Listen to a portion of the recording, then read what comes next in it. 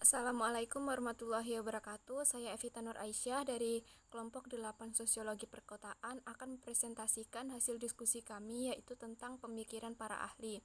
Nah, pemikiran para ahli sendiri yaitu terbagi atas 3, yaitu yang pertama pemikiran Asia, yang kedua pemikiran Eropa, dan yang ketiga adalah pemikiran Amerika. Nah, di sini saya akan mempresentasikan tentang pemikiran Asia terlebih dahulu, yaitu pemikiran Asia itu yang pertama terbagi dari pemikiran Al-Farabi. Nah, menurut Al-Farabi ini, kota merupakan tempat terbaik bagi manusia untuk mencapai kesempurnaannya. Kota yang di dalamnya ada kebahagiaan menjadi mudah dapat dicapai karena usaha kooperatif para penduduknya. Kota di mana kebutuhan penduduknya dapat terpenuhi tentang kerjasama dan interaksi antar penduduk di dalamnya. Kota itu adalah yang dinamakan kota utama. Nah, lawan dari kota utama tersebut adalah kota kebodohan. Nah, kota kebodohan ini merupakan kota yang di dalamnya adanya perdesaan yang tidak menjalankan aturan Tuhan dengan baik, hanya sepenggal yang mereka anggap baik dan diri mereka sendiri. Nah, penduduk dalam kota tersebut merupakan hamba yang tidak taat kepada Tuhan dan lebih condong pada kehidupan duniawi. Kota kebodohan ini terbagi atas beberapa subbagian, yaitu adanya kota kemestian, yang mana kota kemestian ini dalam kota ini penduduknya tidak peduli pada watak seyai kebahagiaan yang mereka hidup di kota tersebut hanya sekedar untuk menikmati kemakmuran saja. Yang kedua yaitu kota kehinaan.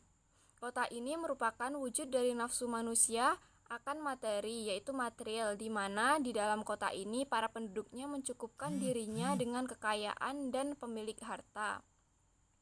Yang ketiga adalah kota kebejatan. Penduduk di kota ini hanya memiliki satu nyuan saja yang ingin dicapai, yaitu mencapai kenikmatan. Yang selanjutnya yaitu kota ningrat, yang mana kota ini berorientasi pada kehormatan publik dan gengsi yang tinggi. Selanjutnya yaitu ada kota tiranik, yang mana penduduknya itu berambisi pada penaklukan dan dominasi. Selanjutnya ada kota demokratis. Nah, kota demokratis ini adalah ciri-cirinya terletak pada kebebasan individual yang begitu dijunjung tinggi, walaupun pada akhirnya harus terjadi pelanggaran hukum yang anarkisme.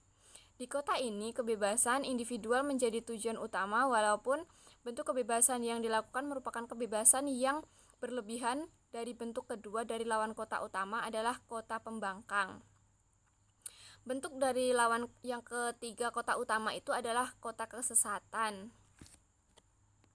Nah, kota demokratis ini adalah ciri-cirinya terletak pada kebebasan individual yang begitu dijunjung tinggi, walaupun pada akhirnya harus terjadi pelanggaran hukum yang anarkisme. Di kota ini, kebebasan individual menjadi tujuan utama, walaupun bentuk kebebasan yang dilakukan merupakan kebebasan yang berlebihan. Dari bentuk kedua dari lawan kota utama adalah kota pembangkang. Bentuk dari lawan yang ketiga kota utama itu adalah kota kesesatan. Pemikiran kedua para ahli adalah pemikiran Max Weber. Nah, Weber ini melihat kota itu secara umum, yaitu seperti yang pertama, komunitas perkotaan harus didasarkan pada perdagangan. Yang kedua, kota harus mempunyai pengadilan dan hukum sendiri yang paling tidak otonomi politik, dan juga harus mampu militer untuk pertahanan. Yang ketiga, komunitas kota harus mempunyai suatu bentuk asosiasi yang saling berhubungan. Yang keempat, dalam kota dan budaya, Weber menganalisa bahwa setiap kota pada kultur yang berlainan dan dalam waktu yang berlainan dalam sejarah adalah dalam proses yang berbeda. Nah, Weber sendiri mempelajari sejarah kota itu yaitu atas 35 tipologi kota, yaitu 1. Kota-kota kuno di Timur Tengah yang dulunya itu adalah pusat kerajaan dengan pegawainya, iman serta budak. Yang kedua, kota-kota kuno di Asia. Keadaan kota di sini mirip dengan yang ada di Timur Tengah. Yang ketiga, kota-kota Eropa di Adab Pertengahan.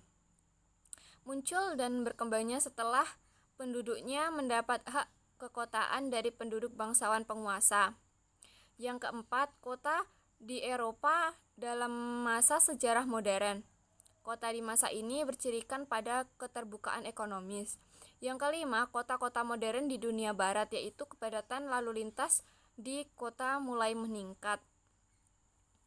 Nah, Weber sendiri tertarik pada kelahiran di kota di barat karena kota menyediakan alternatif bagi tatanan feodal dan menyediakan tempat bagi berkembangnya kapitalisme modern, dan lebih umum lagi rasionalitas.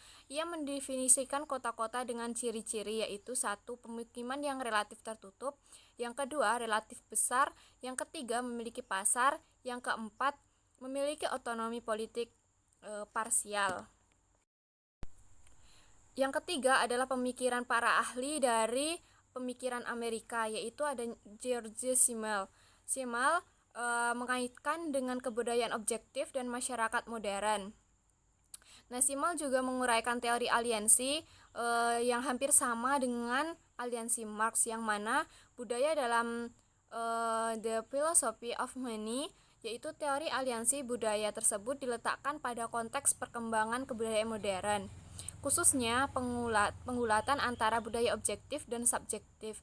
Simmel mendefinisikan sejumlah komponen objektif, yaitu misalnya perkakas, sarana transportasi, produk ilmu pengetahuan, teknologi, seni, bahasa, ranah intelektual, kebijakan konvensional, dan agama, sistem filosofis, sistem hukum, kode moral, dan gagasan ideal.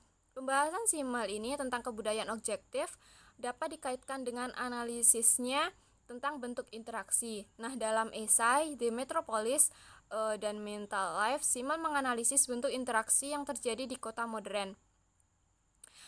Ia melihat kota metropolis ini sebagai area asli atau pertumbuhan-pertumbuhan kebudayaan objektif dan merosotnya kebudayaan individu. Kota juga menjadi pusat pembagian kerja dan spesialisasi memainkan peran sentral dalam produksi kebudayaan objektif. Nah, sementara itu kebudayaan individu semakin merosot. Nah, kota adalah penyeimbang yang begitu menakutkan, di mana nyaris semua orang mementingkan kalkulabilitas. Dalam buku The Philosophy of Money menunjukkan kalau Simmel memusatkan perhatiannya pada uang. Nah, dalam pembahasan hubungan uang dengan nilai ini, ia berpendapat bahwa orang yang menciptakan nilai dengan menciptakan objek, yaitu memisahkan dari objek-objek tersebut, dan selanjutnya berusaha mengatasi jarak, kendala, dan kesulitan untuk mendapatkannya. Sekian presentasi dari kelompok kami. Saya akhiri. Assalamualaikum warahmatullahi wabarakatuh.